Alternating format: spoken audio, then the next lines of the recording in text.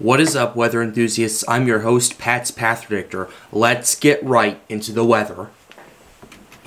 Alright, so this is the GFS model. This is the latest run of the GFS, and I found something quite interesting that we need to take a look at. The first thing we need to take a look at is over here. This is in the Eastern Pacific right here. If we take a look back, this is 7 a.m. on the 10th of June. It's June 7th today, and this is actually the run right before the most current one. So, yeah, this is what we're looking at, and we're looking at potentially a pretty powerful hurricane in the Pacific right here.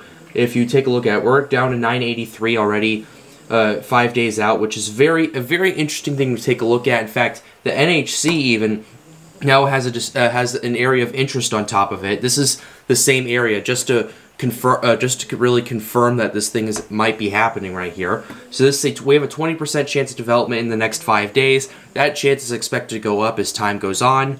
So this is what we have right here. This says of 11 a.m. Pacific Daylight Time or 1 p.m. Central Time. This is south of the Gulf of Tehuantepec. This is about the same area where Hurricane Agatha was formed, so we'll have to keep a very close eye on it because the water temperatures over there are still over 86 degrees, and they're still pretty deep as well. An area of low pressure is forecast to form just south of the Gulf of Tehuantepec later this week. Some development of the system is possible thereafter while it moves or drifts slowly northward. Formation chance in the next 40 hours at 0%. It needs time to develop, so this is something I'll be keeping a very close eye on over the next few days. In fact, the GFS model right here has it developing. Let's go ahead and take a look at the latest run right here, the 12Z right here, and yeah, this thing develops. We're looking at this happening around 3 days out. Developing, and then just it rapidly intensifying as it drifts over, and then it slowly approaches southern Mexico, makes landfall, kind of just disintegrates right there. So yeah, about 981 millibars. So we're looking at potentially a high-end Category 1 or Category 2 hurricane at landfall right here in parts of Mexico. So we'll have to keep a very close eye out on this. But there's another thing I wanted to talk to you about, which is rather interesting, and if this thing holds, quite disturbing actually. So we have something developing in the Central Caribbean Sea right here. This develops into a tropical system. It then rapidly intensifies into a hurricane, and then it continues to rapidly intensify all the way down to around 950 millibars. Look at the isobars on this. Look at the potential size of this as well. And it's expected to drop down to 947, and this is like 12 days out. I want everyone to understand this is 12 days out, but if this holds, this could be really bad. And I've checked the last like 3 mile runs. They all have it forming in the Caribbean Sea. They just have it making landfall in a bunch of other places. But this is the latest run. We'll actually go over the 2 other runs real quickly after this. Drops to 947, makes landfall near Cancun. It grows in size. This thing goes up to 954. This is potentially going to be a major hurricane right here if this holds. It continues to move through, and then it makes landfall in the Houston area in Texas, which, once again, this is about 2 weeks out, so we don't have all the information. This is just 1 mile run, but there's one consistent thing I want to show you.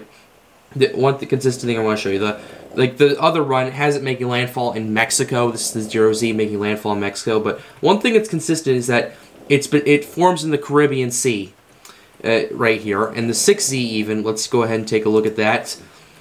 It also forms in the Caribbean Sea, but it has a more powerful storms. It's over water. And then it makes landfall in Mexico. It's potentially a Category 3 hurricane right there. So, yeah, and the 12Z has it as an even stronger hurricane, potentially a high-end Cat 3, as a high-end Cat 3.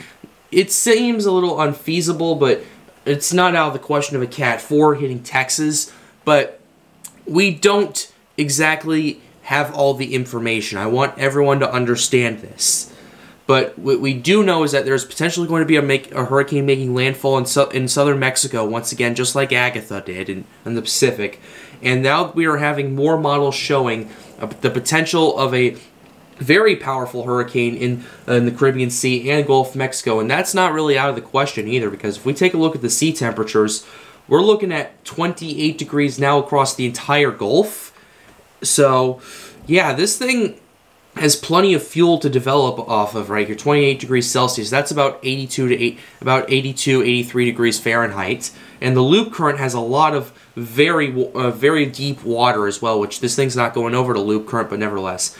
The loop current's starting to see 29 degrees Celsius in some areas. Just, yeah, look at all this energy in the Caribbean. Like, it's going to have plenty of fuel. The Caribbean Sea, also, its water is also quite deep as well. So this is a very interesting situation we're going to have to keep an eye on. What I can say is that I'm going to be keeping a very close eye on that disturbance off the coast of Mexico right here, and I'm going to be paying attention to this as time goes on. This potential hurricane that's going to form in the Caribbean Sea. But I'll be keeping an eye on it. I'll be updating you guys if more information comes out. But with that being said, that's going to wrap up this video. Hope you enjoyed it. Be sure to leave a like and subscribe to the channel if you are new. It helps me out and helps me make more videos like these. The goal of this channel is to get more people engaged with weather. And with that being said, guys, have a wonderful day. Stay safe.